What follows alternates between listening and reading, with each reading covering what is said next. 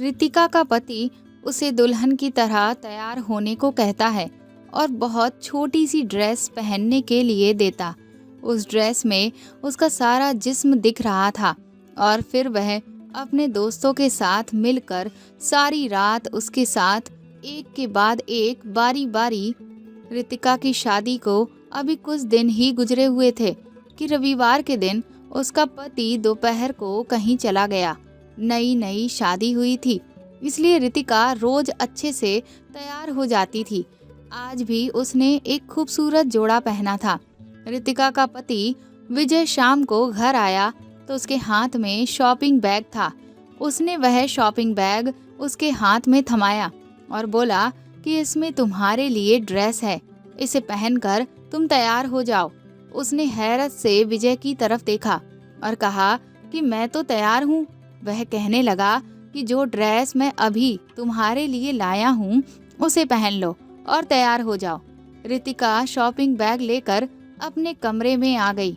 जब उसने उस ड्रेस को देखा तो उसकी आंखें फटी की फटी रह गईं, क्योंकि वह तो बहुत ज़्यादा फैशनेबल, कीमती और छोटी सी ड्रेस थी। उसने कहा, विजय ये तो बहुत ज़्यादा छोटी है।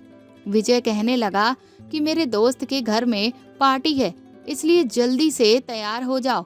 वो सोच रही थी कि इतनी कीमती और ऐसी ड्रेस लाने की विजय को क्या ज़रूरत थी, पर खैर उसने वो ड्रेस पहन ली। वैसे शादी में तो विजय ने उसे एक जोड़ी कपड़े भी नहीं दिए थे। कह रहा था कि मेरे पास पैसे नहीं हैं और अब ये कीमती ड्रेस कहाँ से ले आया। खैर उसने ड्रेस पहन लिया। वैसे भी वो दिखने में बहुत खूबसूरत थी। उस पर छोटी ड्रेस ने तो उसके हुस्न में चार चांद लगा दिए थे। उसने मेकअप करने के बाद अपने बालों का जूड़ा बनाना शुरू किया तो विजय कमरे में आ गया। रितिका के करीब आकर उसने उसे सर से पैर तक देखा, फिर कहने लगा कि बाकी सब तो ठीक है, लेकिन अपने बाल खुले रहने दो तो और भी ज्यादा तुम खूबसूरत लगोगी। विजय की बात पर उसने अपने बाल खुले छोड़ दिए। रितिका बिल्कुल तैयार थी। उसने बालों को कंघी किया और अलमारी से बड़ी सी चुन्नी निकालने लगी ताकि खुद को लपेट सके। विजय बोला, क्या कर रही हो तुम? इतनी सुंदर सी ड्रेस पर अगर दुपट्टा डालोगी तो इसका सारा लुक खराब हो जाएगा। रितिका ने कहा, विजय मैं यूं तो बाहर नहीं जा सकती, आप खुद देखिए ड्रेस काफी टाइट और छोटी सी है। विजय कहने लगा कि मुझसे बहस मत करो, वैसे भी मेरा दोस्त अपनी गाड़ी और ड्राइवर भेज रहा है, तुम्हें घबराने की कोई ज़रूरत नहीं है। कुछ ही देर में विजय के नंबर पर किसी की कॉल आई। विजय कहने लगा, हाँ हम लोग तैयार हैं। फिर रितिका से बोला, चलो ड्राइवर आ गया है। विजय एक मिडिल क्लास फैमिली से ताल्लुक़ रखता था। रितिका का ताल्लुक़ भी ऐसे ही घराने से था। वो जानती थी कि उसका पति ज़्यादा पैसा नहीं कमाता है। विजय के पास गाड़ी नहीं थी, एक पुरानी सी बाइक थी, घर भी छोटा था। शादी की रात ही उसने रितिका से कह दिया था कि उसकी तनख्वाह बहुत कम है, बस इतनी ही है कि महीना बाद में खत्म होगा और पैसे पहले खत्म हो जाएंगे। रितिका ने भी कोई ऐतराज नहीं किया था। शादी के उन दिनों में भी उसने विजय से कोई भी फरमाइश नहीं की थी। वो अकेले ही रहती थी, छोटा सा फ्लैट था। उसने शादी के अगले ही दिन से किचन को संभाल लिया था। विजय रितिका से कहता था कि शादी पर बहुत खर्चा हो गया है, इसलिए मैंने तुम्हारे लिए कपड़े भी नहीं खरीदे हैं। और अब रितिका को हैरत हो रही थी कि जब विजय की गुंजाइश ही नहीं थी तो इतनी कीमती ड्रेस खरीदने की आखिर क्या जरूरत थी, वह भी बस सिर्फ एक पार्टी में जाने के लिए। बल्कि वह जो कीमती ड्रेस उसके लिए लाया था, कम से कम उसकी कीमत 20 से 25 हजार रुपए थी। क्या ज़रूरत थी इतना खर्चा करने की। थोड़ी देर के बाद विजय के दोस्त का ड्राइवर आ चुका था। वो दोनों गाड़ी में बैठ गए। थोड़ी देर के बाद वह गाड़ी खूबसूरत इलाके के बड़े से बंगले के सामने खड़ी हुई थी। उस बंगले के वॉचमैन ने दरवाज़ा खोला और पार्किंग एरिया में उस वक्त 4 गाड़ियां पहले से ही मौजूद थीं और 5वीं उनकी थी।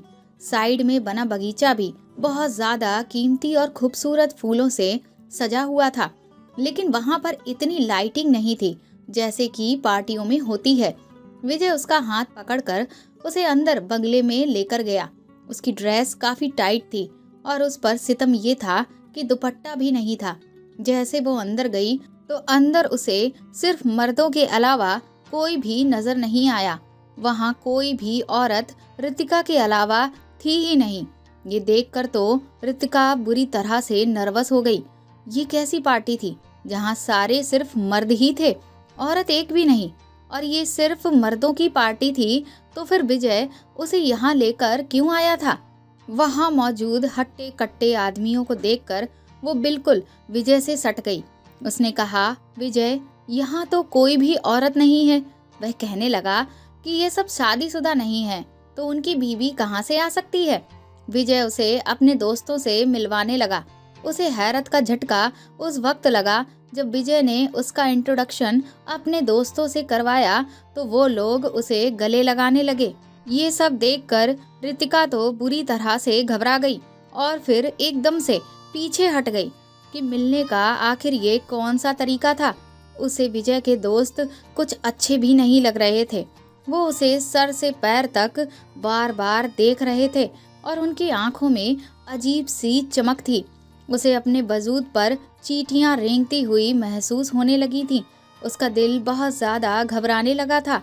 रितिका को इस कदर बेचैनी होने लगी कि उसका जी चाहने लगा कि वह फौरन ही उस घर से बाहर निकल जाए। वहाँ उस वक्त 10 मर्द थे और 10 के हाथों में कांच के गिलास में ब्राउन रंग का शरबत था। सबकी आंखें गुलाबी हो रही थीं। ऐसा महसूस हो रहा था जैसे नशे की हालत में हो। वो बहुत घबराई हुई थी, इसलिए विजय के पीछे आकर खड़ी हो गई। उसने कहा, विजय, मुझे यहाँ नहीं रुकना, मुझे आप घर छोड़ आओ। विजय कहने लगा, तुम्हें क्या हो गया है रितिका? क्या लड़कियाँ लड़कों की महफिल में नहीं जाती हैं? मुझे घबराने और डरने वाली लड़कियों से सख्त नफरत है। मुझे कूल मिजाज की लड़कियाँ पसंद हैं जो हर महफिल में जा सकें और एंजॉय कर सकें। इसलिए डरपोक लड़कियों की तरह एक्टिंग करना बंद करो। ये कहकर उसने रितिका के बाजू को पकड़ा और फिर पकड़कर खुद के पीछे से बगल में किया। वो तो विजय का ये रवैया देखकर हैरान रह गई थी। उसकी आंखों में आंसू भर आए थे। इससे पहले कि वो रो देती कि विजय का एक दोस्त उसकी तरफ बढ़ा और कहने लगा, रितिका, आप क्यों परेशान हो रही हो? मेरी बीवी दूसरे शहर अपने मायके गई है और बाकी दोस्त कुंवारे हैं। 1-2 साल रुक जाइए, इन सब की भी शादियां हो जाएंगी तो इन सब की भी बीबियां आ जाएंगी। अब अगर हमारी बीबियां नहीं हैं तो हम क्या करें? आपके लिए बहुत अच्छा इंतजाम किया है। उसका अंदाज मजाकिया था। फिर वह विजय से कहने लगा, आओ हम लोग ड्राइंग रूम में चलते हैं, वहाँ पर खाना बिल्कुल रेडी है। रितिका विजय का हाथ जोर से पकड़े हुए ड्राइंग रूम के टेबल तक पहुंची, जहाँ पर अलग अलग किस्म के खाने लगे हुए थे और विजय के साथ वो टेबल पर बैठ गई। विजय के बाकी दोस्त भी सामने की कुर्सियों पर बैठ गए। उसके जिस दोस्त के यहाँ पार्टी थी वह उनकी प्लेट में अलग अलग किस्म के खाने परोसने लगा और फिर रितिका को भूख भी बहुत ज़्यादा लगी थी। अजीब बात थी कि जैसे जैसे वो खाना खा रही थी उसकी आंखें नींद से बंद होने लगी। खाते खाते ही उसे लगा कि जैसे वो बेहोश हो जाएगी। वो नशीली नज़रों से विजय की तरफ देख रही थी, जो उसे एक की बजाय 4-5 नजर आ रहा था। उसने कहा, विजय, अब घर चलो क्योंकि मुझे नींद आ रही है। वह कहने लगा, हाँ हाँ चलो। ये कहकर जैसे ही रितिका अपनी कुर्सी से खड़ी हुई विजय की बाहों में गिर गई। बस 1 मिनट लगा था उसे अपने होश खोने में। सुबह जब उसकी आंख खुली तो उसका सर बुरी तरह से चकरा रहा था। बहुत मुश्किल से उसने अपनी आंखें खोली थीं। वो अपने कमरे में मौजूद थी। अभी भी वो उसी छोटी सी ड्रेस में ही थी जो उसे अपने वजूद पर बुरी तरह से चुभ रही थी। उसने बड़ी मुश्किल से उठकर बैठने की कोशिश की। उसे लगा जैसे उसका वजूद उसका साथ नहीं दे रहा हो। उसके पूरे बदन में दर्द की टीस पता नहीं क्यों हो रही थी। उसे अपने अंदर एक अजीब सी कमजोरी सी महसूस हो रही थी। उसने देखा तो उसका सारा जेवर उतरा हुआ था। और हाथों में जहाँ वो चूड़ियाँ पहने थी वहाँ पर खरोंच और जख्मों के निशान थे। ये देखकर उसे हैरत हुई। वो अभी ठीक से अपने होशो हवास में नहीं आई थी कि तब तक विजय नाश्ता लेकर अंदर दाखिल हुआ। वह बहुत खुश लग रहा था। रितिका से कहने लगा, देखो आज मैं तुम्हारे लिए ऑमलेट और ब्रेड नाश्ते में लेकर आया हूँ। रितिका ने कहा, पता नहीं क्यों मेरे जिस्म में बहुत दर्द है। उसकी बात पर फिक्रमंद होने की बजाय वह मुस्कुराने लगा और कहने लगा, तुम कल रात को बहुत ज्यादा खूबसूरत लग रही थी, फिर मुझ पर बेहोश होकर गिर भी गई थी, इसीलिए घर आते ही मेरी नीयत तुम पर खराब हो गई थी। विजय काफी अच्छे मूड में था। ये सुनकर रितिका की नजरें खुद ब खुद झुक गईं। वो बोला, तुम नाश्ता करो, मैं तुम्हारे लिए दर्द की दवा और गर्मा गर्म चाय लाता हूँ, फिर ये दर्द भी आधे घंटे में ठीक हो जाएगा। रितिका को हैरत हो रही थी कि इतने दिनों में तो विजय ने कभी उससे ऐसी मोहब्बत का इजहार नहीं किया था कि दवा लेनी पड़ जाए। दवा खाने के बाद अगले दिन वो काफी ठीक हो गई थी, लेकिन वो नहीं जानती थी कि ये सिलसिला हर हफ्ते ही चलता रहेगा। अगले रविवार फिर उसे विजय ने एक नई ड्रेस ला कर दी। कहने लगा, तैयार हो जाओ, दोस्त के घर में पार्टी में जाना है। और फिर उस दोस्त के बंगले में रितिका को लेकर गया। इस बार तो उसके दोस्त उससे पहले से भी ज्यादा खुलने लगे थे। वो उससे बेशर्मी से कहने लगे, रितिका जी, आपके हुस्न के तो हम दीवाने हो गए हैं और विजय तो बहुत खुश नसीब है कि उसे आप जैसी बीवी मिली है। उसे विजय के दोस्तों के मुंह से इस तरह की तारीफें बुरी लगी। उसने गुस्से से उन्हें घूर कर देखा तो अजीब सी हंसी हंसने लगे थे। वो सोच रही थी कि घर जाते ही विजय से कहूंगी कि मैं आइंदा उसके दोस्त के घर नहीं जाऊंगी। मुझे इन आदमियों के इस किस्म के घटिया मजाक बिल्कुल पसंद नहीं। इस बार भी रितिका के साथ वही हुआ। जैसे ही उसने खाना खाया उसे नींद आने लगी, फिर वो बेहोश हो गई। अगले दिन फिर उसका जिस्म दर्द से चूर था। उधर विजय बहुत खुश रहता था। घर पर फल भी लाने लगा था, पैसे भी बड़े खुले हाथ से खर्च कर रहा था। हालांकि उसकी तनख्वाह इतनी ज्यादा नहीं थी, फिर ये रोज रोज की अय्याशियां कैसे हो रही थीं।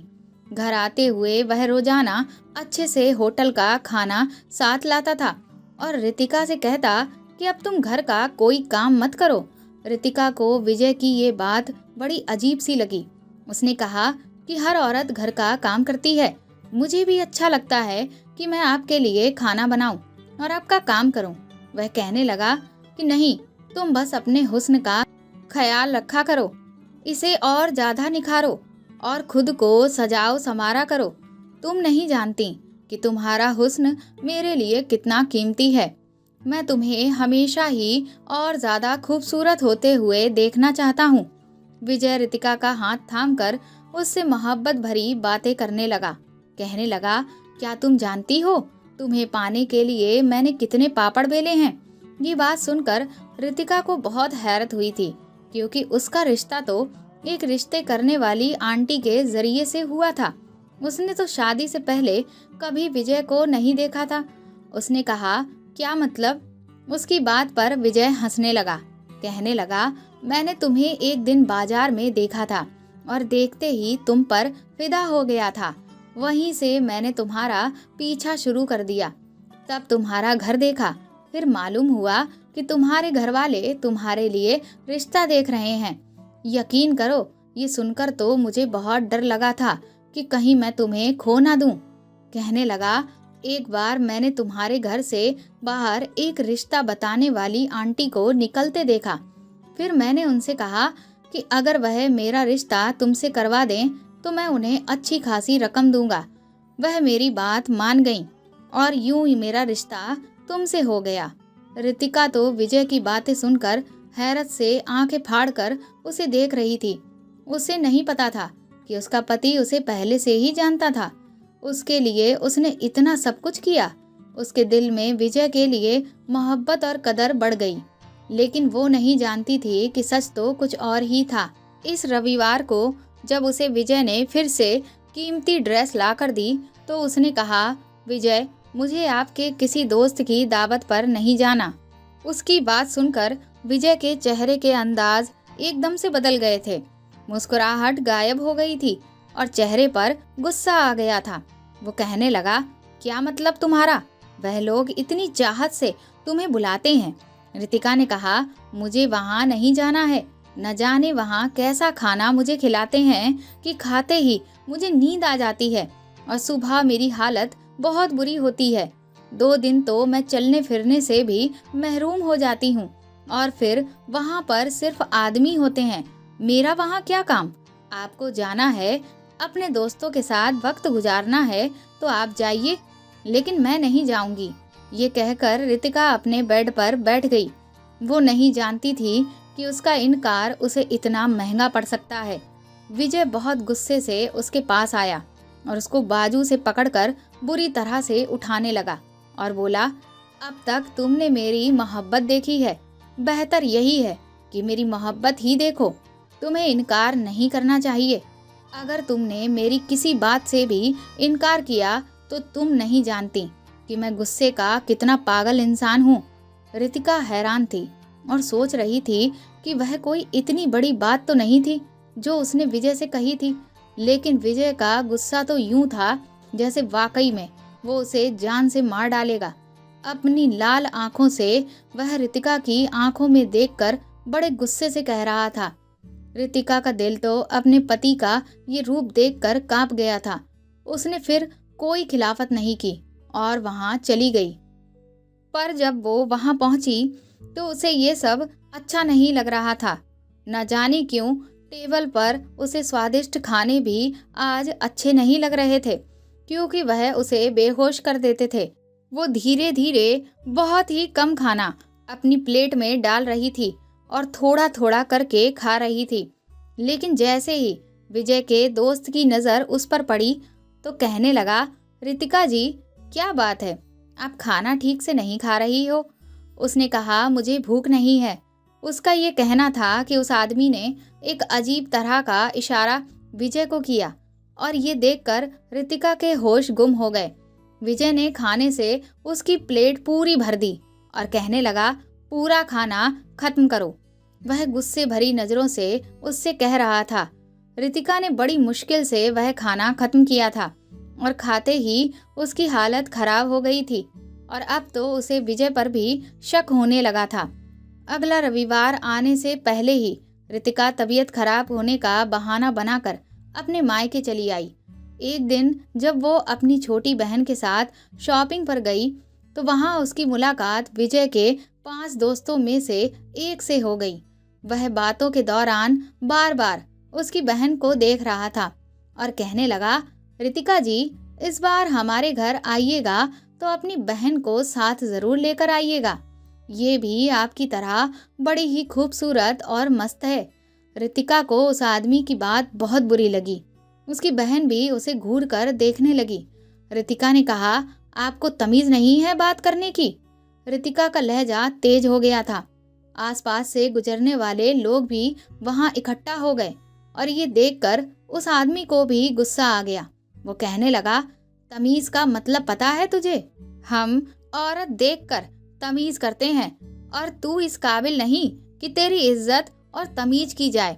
रितिका ने कहा कि जुबान संभाल कर बात करो तो वह कहने लगा, क्यों, सच बहुत चुभ रहा है तुम्हें?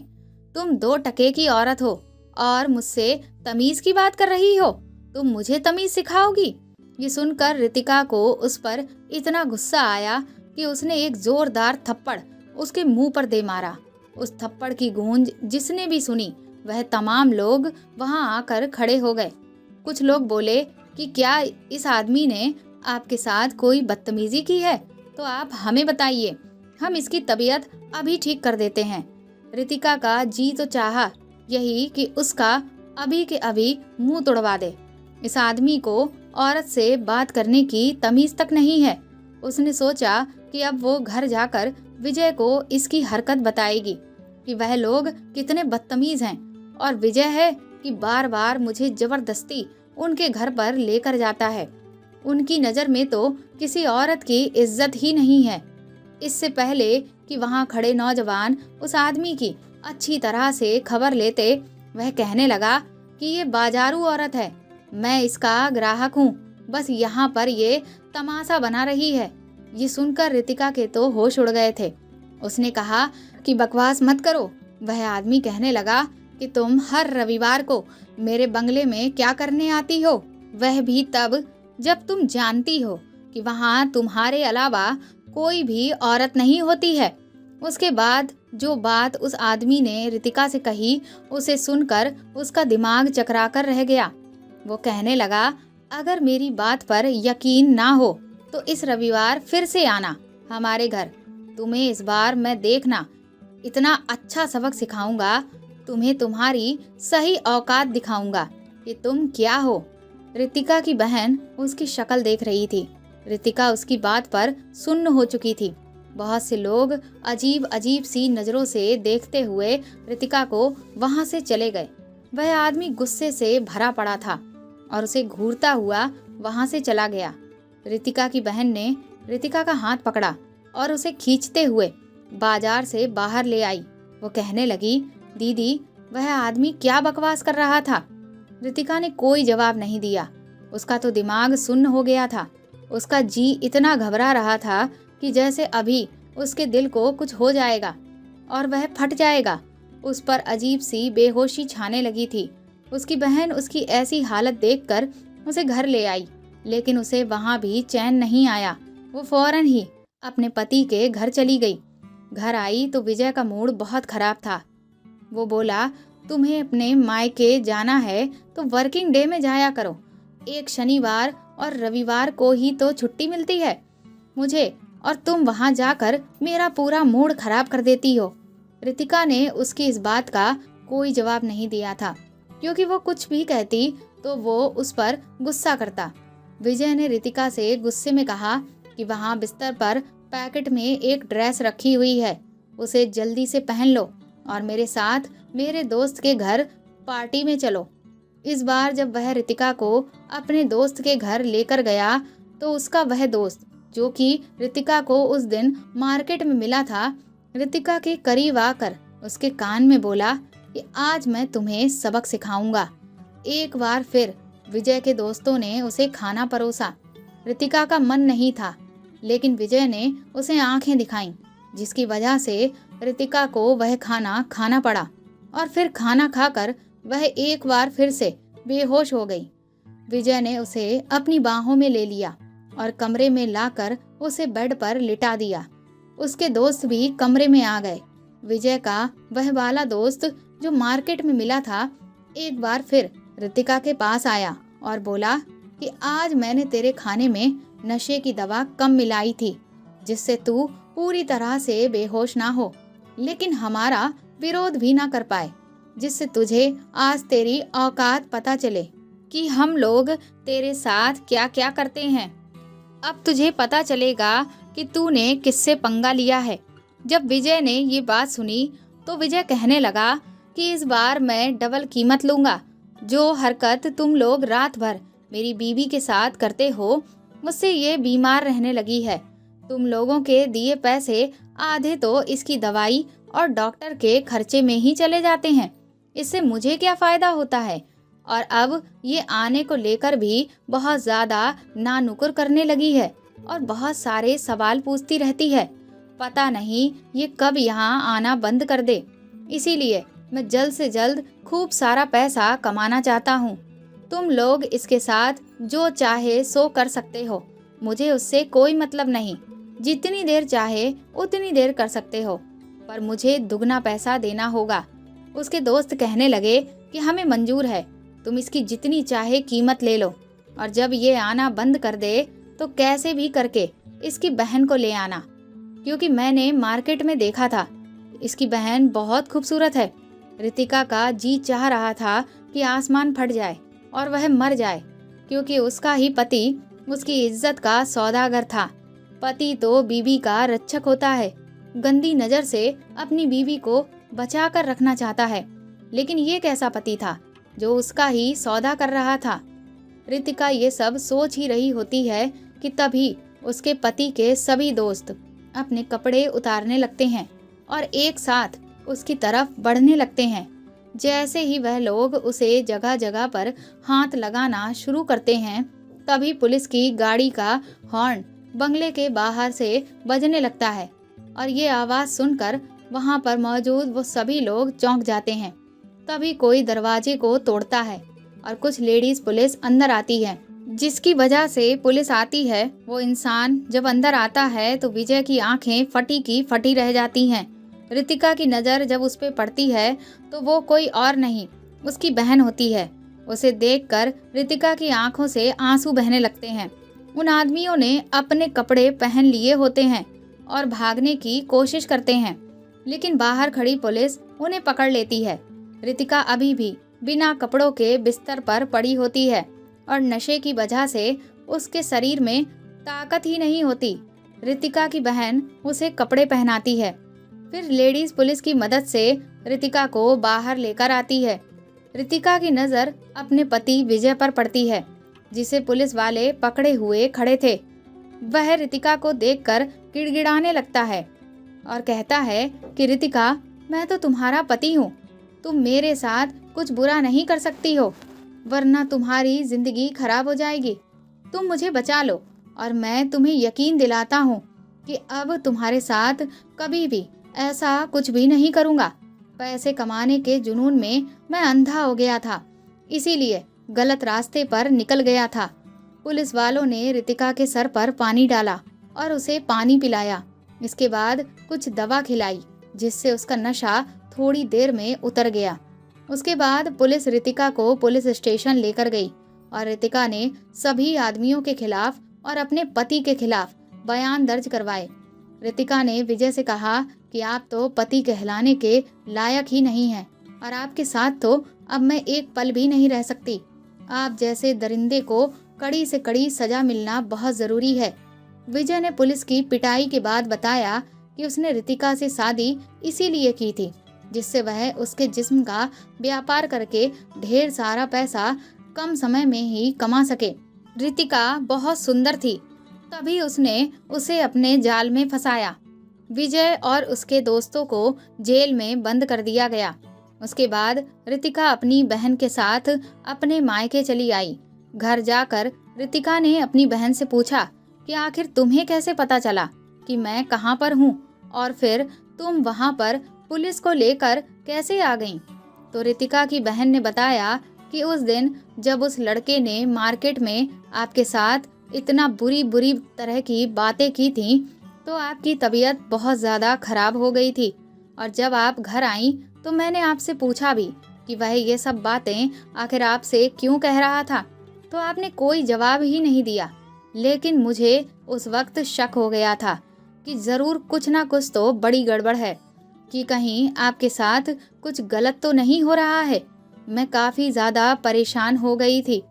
तभी मुझे उस आदमी की वो बात याद आई, क्योंकि उसने उस दिन कहा था कि आप हर रविवार की रात उसके बंगले में जाती हैं। इसीलिए मैंने ये सब प्लान बनाया और फिर मैं रविवार की रात आपके घर के बाहर पहुंच गई और वहां टैक्सी में छुपकर बैठी रही। जब आधा घंटा इंतज़ार किया तो उसके बाद आप लोग अपने घर से बाहर निकले और मैंने आपका पीछा किया, और पीछा करते करते मैं इस बंगले तक पहुंच गई। फिर मुझे यकीन हो गया कि वह आदमी उस दिन जो कुछ कह रहा था वह सच था। मैंने तुरंत ही पुलिस को फ़ोन लगाया और बाहर खड़े होकर पुलिस का इंतज़ार करने लगी, और जैसे ही पुलिस आई वैसे ही हम बंगले के अंदर घुसे और फिर सारा सच हमारे सामने आ गया। रितिका अपनी बहन के गले लगकर रोने लगी और उससे बोली कि मैं तुम्हारा एहसान ज़िंदगी भर नहीं भूलूंगी, तुमने मेरी ज़िंदगी बर्बाद होने से बचा ली। रितिका की बहन बोली, दीदी आपने उस आदमी के सामने हार मान ली थी और आप कमज़ोर पड़ गई थीं, इसीलिए वह आपका फ़ायदा उठा रहा था। हमें कभी भी किसी के सामने हार नहीं माननी चाहिए, कमज़ोर नहीं पड़ना चाहिए और उसका डट कर विरोध करना चाहिए। अगर आपने ये सब पुलिस को पहले ही बता दिया होता तो आपको इतना सब कुछ इतने दिनों तक सहना नहीं पड़ता। रितिका बोली कि मुझे कुछ भी ठीक से समझ ही नहीं आ रहा था, क्योंकि मुझे यकीन ही नहीं हो रहा था कि विजय मेरे साथ ऐसा कुछ भी कर सकता है। वह तो उस दिन जब मैं पूरी तरह से बेहोश नहीं हुई, तब मैंने सब कुछ देखा और उस दिन विजय का दरिंदगी वाला चेहरा मेरे सामने आया। रितिका की आंखों से आंसू रुकने का नाम ही नहीं ले रहे थे। रितिका की बहन ने उसके आंसू पोंछे और कहा कि दीदी, इस सब में आपकी कोई भी गलती नहीं थी। जो हो गया उसे एक बुरा सपना समझकर भूल जाइए और अपनी जिंदगी में आगे बढ़िए। रितिका के बयान और पुलिस के मौकाए बर्दात पर पहुंचने से जो भी पुलिस ने देखा था, उस सब की वजह से विजय और उसके दोस्तों को 10 साल की सजा हो गई। उस सजा के दौरान ही रितिका ने तलाक के पेपर जेल में भिजवा दिए थे और उसका विजय से तलाक भी हो गया था। लेकिन उसकी अपने माँ बाप से एक शिकायत थी कि उसका रिश्ता तय करने से पहले उन्होंने ये तो देखा कि लड़का अकेला है, उस पर घर की जिम्मेदारियां नहीं होंगी, सास ससुर के ताने नहीं होंगे, लेकिन ये नहीं देखा कि वह करता क्या है। दोस्तों, जीवन साथी का चुनाव बेहद ही सोच समझ कर करें। अगर अरेंज मैरिज है तो माँ बाप पहले अच्छे से जांच पड़ताल कर लें, उसके बाद ही अपने बच्चों की शादी करें। और अगर लव मैरिज है और वो इंसान कुछ दिन पहले ही आपसे मिला है तो एकदम से किसी पर विश्वास ना करें। पहले अपने साथी को जाने समझें और फिर रिश्ते में आगे बढ़ें, क्योंकि इस दुनिया में अच्छे लोगों की संख्या अब कम ही है और विजय जैसे दरिंदे जगह जगह बैठे हुए हैं। शादी में किसी भी तरह की कोई जल्दबाजी ना करें, क्योंकि जल्दबाजी की वजह से कई जिंदगियां खराब भी हो सकती हैं। दोस्तों, आपको ये कहानी कैसी लगी हमें कमेंट करके ज़रूर बताएं और प्लीज़ इस कहानी को ज़्यादा से ज़्यादा शेयर और लाइक करें। आप चाहें तो मुझे सुपर थैंक्स भी दे सकते हैं। साथ ही अगर आप चैनल पर नए हैं तो सब्सक्राइब करके बेल आइकन ज़रूर दबा दें, ताकि आगे भी मैं आपको ऐसी ही अच्छी कहानियाँ सुनाती रहूँ। Thank you.